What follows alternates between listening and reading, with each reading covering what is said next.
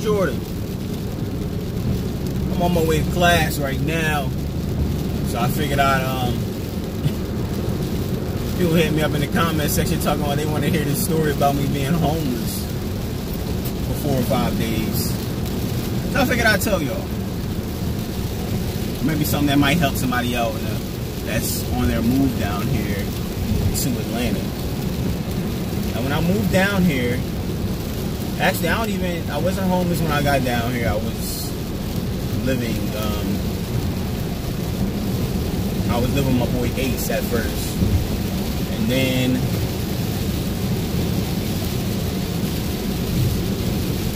Ace and Lay is my third roommate that's also from Chester, Pennsylvania.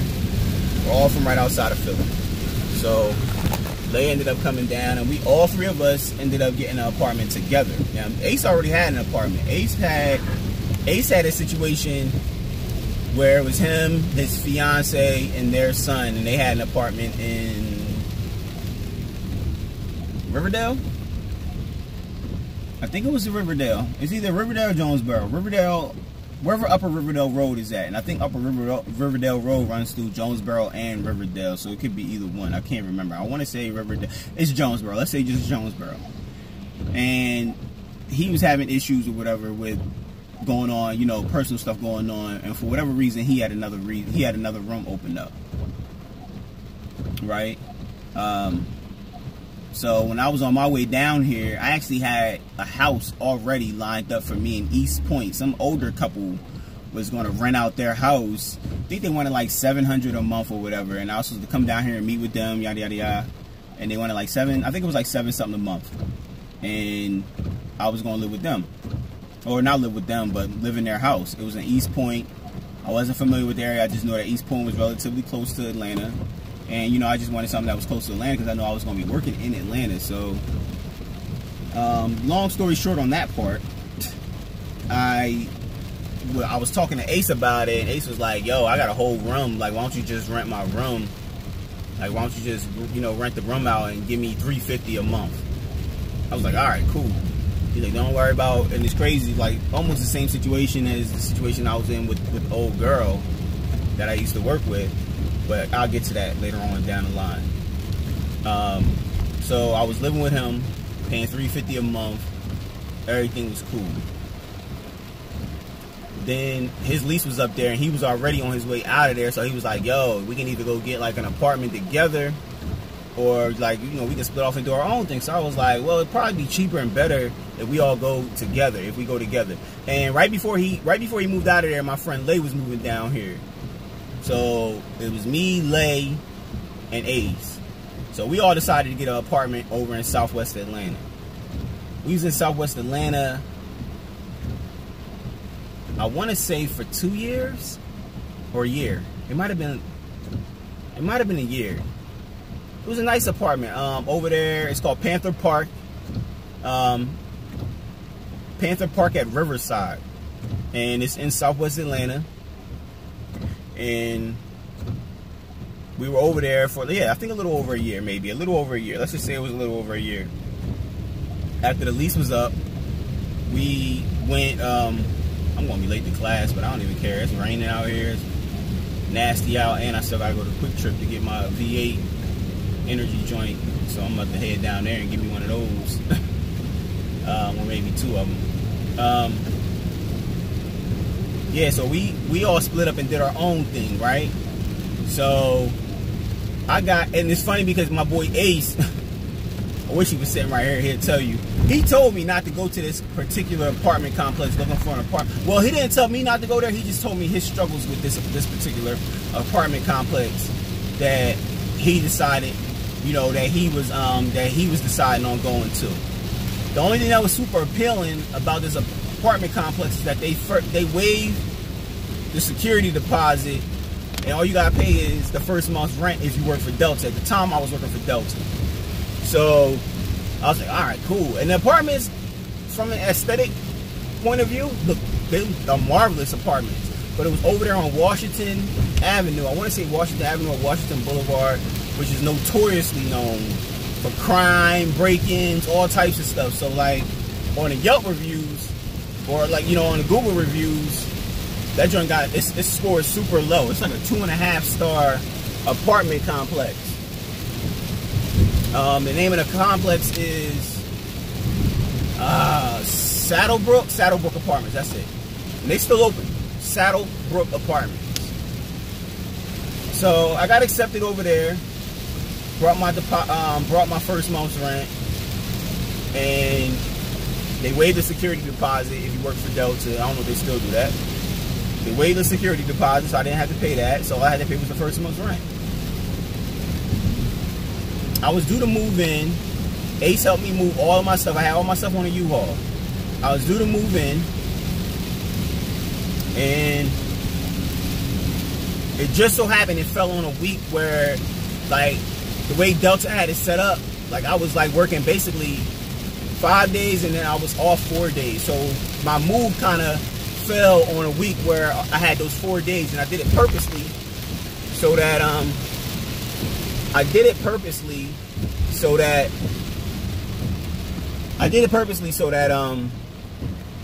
so that I could move. You know, I can move and won't miss any time at work. So I made sure my work, you know, I made sure that my move time fell on the time that I had off from work. And so I went and got a U-Haul, loaded, you know, Ace helped me load all my stuff up. And my boy D, who actually works with Ace down at the airport, they both helped me load my stuff up. And we were, you know, I got all my stuff on U-Haul, and I'm on my way to Saddlebrook to unload all my stuff in my new apartment. I get there, they give me a key to the apartment. I get my key to the apartment. I go around there and unlock the door, and when I tell you, it was like somebody never left. They had all their furniture still up in there, bedroom set, clothes all over the place. I think it was like $400 or $500 on the counter. The heat was on blast. It was like somebody was living in this apartment already. It was like somebody was living there already. So I called front desk. I'm like, yo, what's going on here? Like, somebody's stuff is still up in here. It was dishes in the sink, everything.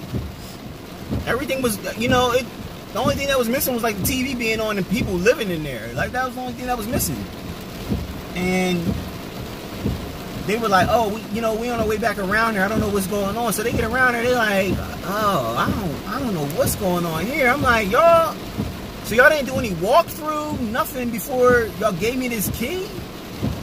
So she was like, well, you know, it's crazy. What just happened was we're new management. We were taking over. We took over from previous management, and they gave us a list of apartments that were completely vacant and already had walkthroughs, and we just took them on faith that they already did that. And I'm like, but this is somebody's apartment. Like, I mean, I'm trespassing right now. We're all trespassing right now. Like, can you figure out what's going on here? So I'm sitting outside for about maybe 40 minutes inside the truck, close the apartment door. I didn't want somebody just showing up from like work and like, yo, what the hell y'all doing in my apartment? So she comes back and she like, Mr. Clemens, I am so sorry. She was like, this apartment, somebody was being evicted out of his apartment around the same time that you got approved for the same apartment, and they thought that our management company thought that we were going to have that apartment was already going to be vacant and ready for moving before you got here. And I'm thinking to myself, like, why didn't y'all take it up? Why didn't y'all take it upon yourself to, it is pouring out here, y'all. Why didn't y'all take it upon yourself to go through the walkthroughs? Like, how many other people had to go through this? That's what I was thinking about. Like, how many other people y'all got approved for apartments thinking that they're empty and they're not even empty? Furthermore, you know, they got to take up the carpet. They got to do a lot of stuff before somebody else can move in. You know what I mean? Take up the carpet, check for mold, all types of stuff you got to do. I done had piles of apartments. I done had like 10 or 11 apartments, probably 12 apartments in my lifetime. So I know the process of how they got to go about changing the apartments, you know, and fixing the apartment, and making it suitable for the next tenant. And so I was like, all right, here I go. I have all this stuff on the U-Haul I got to move in. I only had the U-Haul for that day because I figured I only needed it for that day. I tried to call and get the U-Haul extended. They couldn't extend the U-Haul because since I already told them I only needed it for that day, they already rented it out for the next day. So I'm telling them, I'm like, well, can y'all move me into do y'all have any vacancies? She said, yes, we do. We have a 2-bedroom. I said, well, can y'all move me in a 2-bedroom for right now? And then when y'all figure out what y'all got to do with these other rooms, these 1-bedrooms that y'all looking for, can something happen where can I get up in one of those? You know what I mean? For right now, I got all my stuff here. I was trying to explain to her I have nowhere else to go. And she said, well, you know, by Georgia law, whatever you sign on your lease, we can't really make adjustments. And I'm like, that just sounds like BS to me. First of all, y'all inconvenience me. Y'all should do something to rectify that. So y'all inconvenience me. So I was like, so what am I supposed to do? So she was like, just sit tight. You know, I'm gonna go talk to upper management. They're located in Virginia. The people that run the apartment complexes are located in Virginia. I'm gonna call and find out what can we do, because this is just a messed up situation. And you know, I wasn't really directing my attention at her because she told me that was her first day there working. So I didn't really want my attitude to like reflect and basically, you know, make the situation way more worse than what it was. But the situation was worse than what it was. You know what I mean? I had nowhere to put my stuff at. I had nothing. You know what I mean? The last little bit of money that I scraped together was for actually you have to pay a first and last month's rent. I'm sorry, y'all. It's first and last month's rent, but they waived the security deposit. So the only money I had was the money that I paid for my first and last month's rent. You know, and so I was sitting outside in the truck for about an hour. I had to have the U-Haul back by like 10 p.m. I think that night. So I'm sitting outside in the truck. I'm not hearing anything back from the apartment complex. I keep going around there. I'm sitting in the office. I'm not getting anything. She like, this is a real awkward situation that we have here. And I'm just going to try to get you in one of the 2-bedroom apartments for right now, even if it's just for a day or two. I was like, yes, thank you. I would really appreciate that. So I'm still sitting around there. She actually got her boss on speakerphone now, and he's telling her that she only put him on speakerphone so that I can hear what he was saying. Like she didn't put me on speakerphone, or she didn't put him on speakerphone because he knew I was standing there. And I verbally heard him say, don't put him in the 2-bedroom. I'll call you back tomorrow and we'll figure out what we can do for him. I heard him say that. So she's sitting there now. This poor woman who just started that day doesn't know what to do. You know, I ended up telling her, I was like, listen, just give me my money back and I'll figure something else out. Maybe I'll just I'll try to get my U-Haul extended, leave my stuff on the U-Haul, and I'll just go to a hotel room for right now until I figure out what's going on. She was like, all right, okay. She's like, just give us a call back tomorrow. Like, maybe he'll have something lined up for you tomorrow. I was like, okay. I called U-Haul. U-Haul like, you should have called us around before 5 o'clock because our book, something about the way that their booking system is, if I needed to extend it, I needed to extend it before 5 o'clock because the next day, they're already looking into the next day by 5 p.m. the day before. They're already looking into what rentals need to be, whatever. So I was like, all right, I'm on my way back there. So I went back to U-Haul, and what I had plans on doing was just going to put my stuff in storage in the U-Haul unit there. You know, they got the U-Haul units kind of like public storage or whatever. They got the U-Haul units similar to that. So I was just going to unload all the stuff by myself. I didn't have my boy Ace with me no more. He had to go to work that day, that evening. So it was just me. And I was just going, and my stuff really wasn't, it's not really heavy. It's one of them little $600 sets that you get, 5-piece sets that you can get from like any of these like cheap wholesale furniture spots. So I had like a chest, I had like a dresser, I had a bedroom set with the headboard and all of that, my TV, everything really I could lift by myself, for real. So so I went back to U-Haul. U-Haul said they don't have any of the bigger things for sale or whatever. I mean, the bigger size units for storage for rent now. They don't have any of the bigger storage units. So now I'm like, oh my goodness, now I can't even. Oh, what you doing? This guy about to walk right up and get in my car. Now I can't even put my stuff in the storage unit. But this is how crazy God works. I said, well, do y'all have a way that I can donate this stuff? This is a little cheap, whatever. It's a little cheap 5-piece bedroom set. It's my bedroom set though. You know what I mean? So it was a little cheap 5-piece bedroom set. So I was like, you know what? I can get that again. I ain't worried about that. Right now, I just need to figure out where I'm gonna lay my head at. You know what I mean? So what happened? So all right, so 5. So I asked them, where do you want? Do y'all have any place to like donate stuff? Maybe like y'all had like people that don't want the stuff that was in their rental unit anymore, and maybe they like y'all give it to a church or something like that. She was like, no, we don't do that, but that's very, very nice of you, but we don't do that. She was like, but over there, it's like, she basically was saying like it's poor people that live across the street. Somebody over there take it. That's what she said. So I went to it was a laundromat right next door. So I went to the laundromat. And I basically just kind of walked around for a little bit just to get a scope of the area. And I seen this one guy that was walking around trying to sell, he was like selling incense and he was selling Muslim oils. And he was like, you know, I asked him, I'm like, yo, do you know, are you familiar with this area? He's like, yeah, I live right across the street. And I was like, you know, do you know anybody? I need a bedroom set. I was like, completely free, because I need to unload it off of this truck. And he was like, free. I was like, yeah. He's like, you over there in that U-Haul truck over there? I was like, yes. He was like, yo, I got the perfect person for you. So he went across the street. He got this old man comes across the street with this little kid that was about 5 at the time. So the kid probably like 9 or 10 now. But little kid about 5 now, 5 or 6 maybe. He comes across the street with this guy and this kid. And he was like, he came over right to me and he just gave me a hug. He just came over and just gave me like a bear hug, like he knew me already. This older man had to be in like his 60s.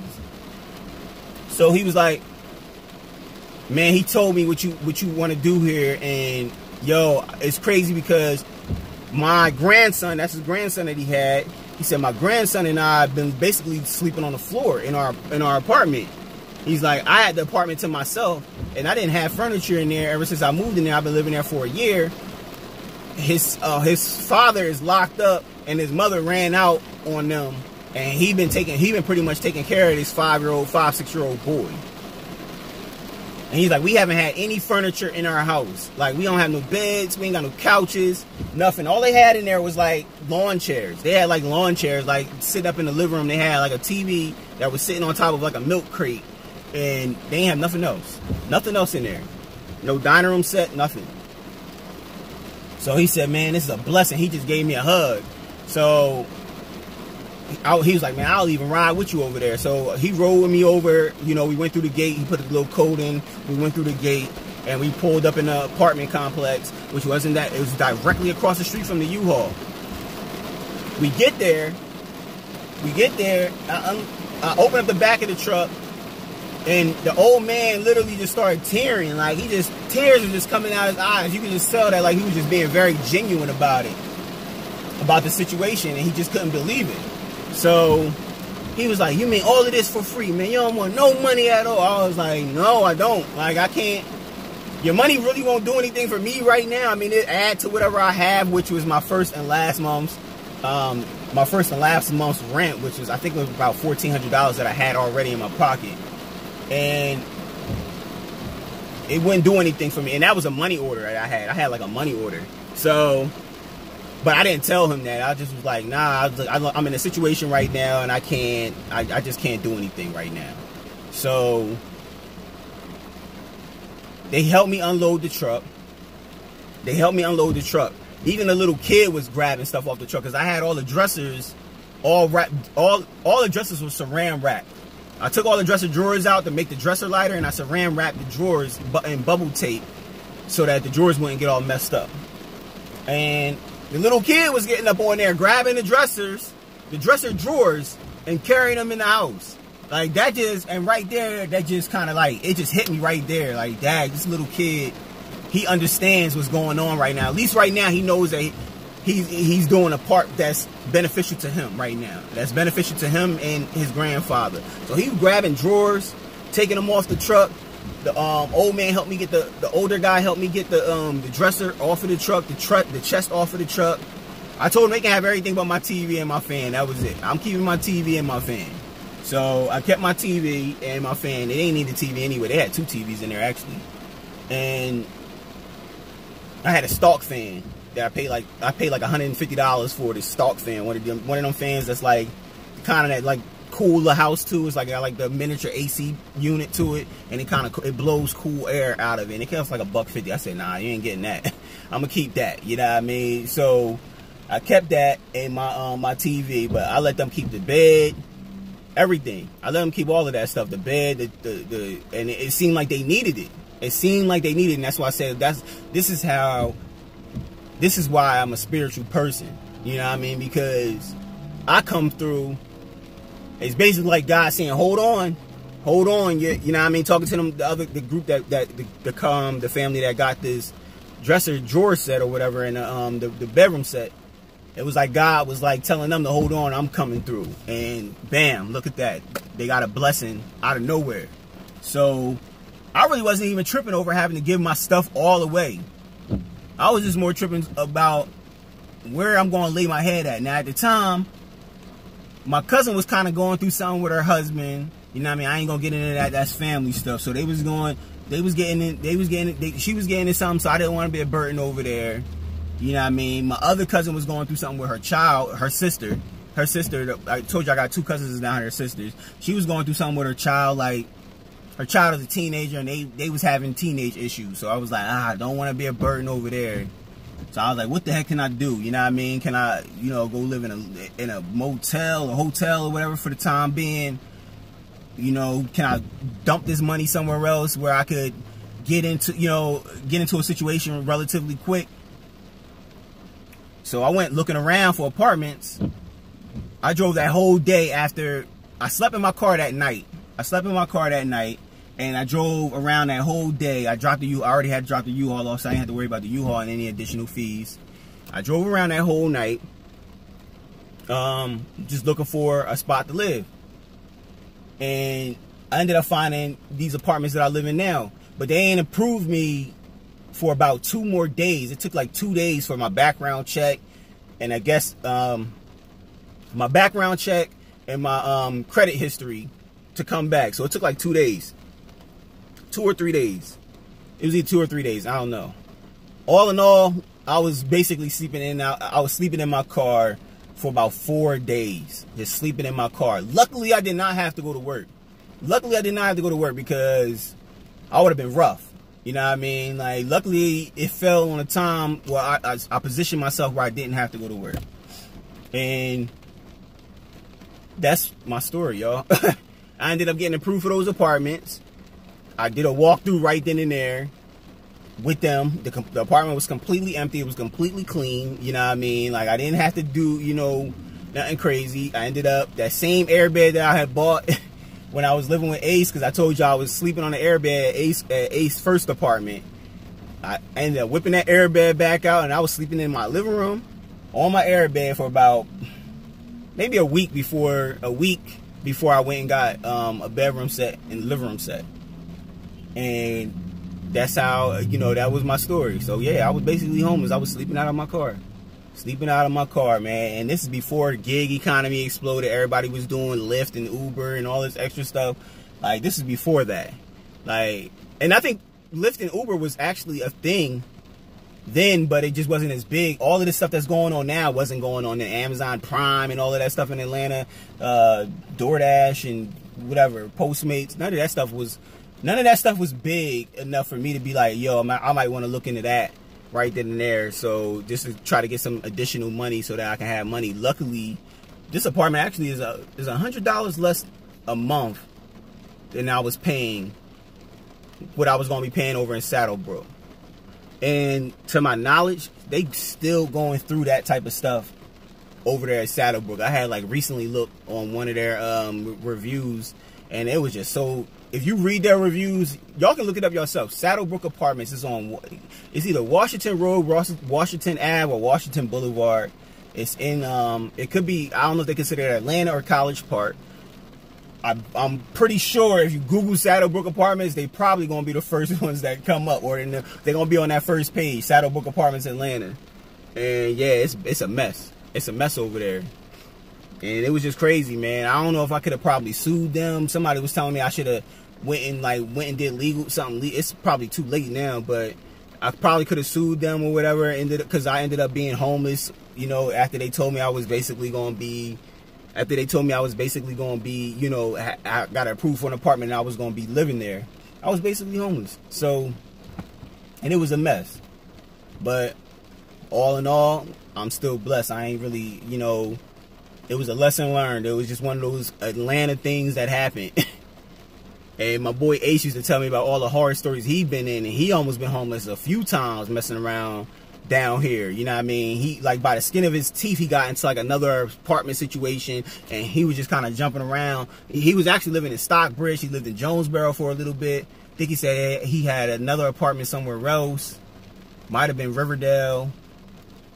You know, he was kind of jumping around trying to figure it out, and his stories kind of kept me motivated because he was almost in the same position, just almost being homeless too a few times because of how the apartment situation is down here. It's just so crazy. Like, it's very, very unorganized and unprofessional. I guess you ain't got to worry about that if you got bread and you up in, like, Buckhead. You know what I mean? You got money and you up in Buckhead area, you know, where they paying whatever, they paying some obscene numbers. You ain't got to worry about that, but I ain't got that type of money. So I got to deal with I got to deal with my type of money areas. You know what I mean? And I know y'all can relate to that. So yeah, man, that's my story. I had to let y'all know because people been asking me about this story or whatever, and it was actually in my Atlanta Part 1. Atlanta is Rough Part 1, the series that I did, but for some reason, YouTube took it down. I can't remember why they took it down. It might have been music playing in the background or something. Maybe it's a copyright. Or maybe, like, it got reported so many times as, you know what I mean? I don't know. Maybe people that live down here was like, nah, that ain't true. We going to say that spam. And they probably got the video out of here. But anyway, this video is probably the longest video I've done yet. It's almost 30 minutes long. That's my story, y'all. That's my story about being homeless. And I'm about to run in here. I'm already half an hour late, but I think my professor gonna be lenient since it's pouring down, raining outside. Y'all get in the comment section. Maybe y'all got a story y'all can share, like, about y'all almost being homeless or being homeless at one point, if y'all want, you know, or something of similar, something that was of similar content that I just provided y'all. Hop in the comment section. You know how we do. Peace.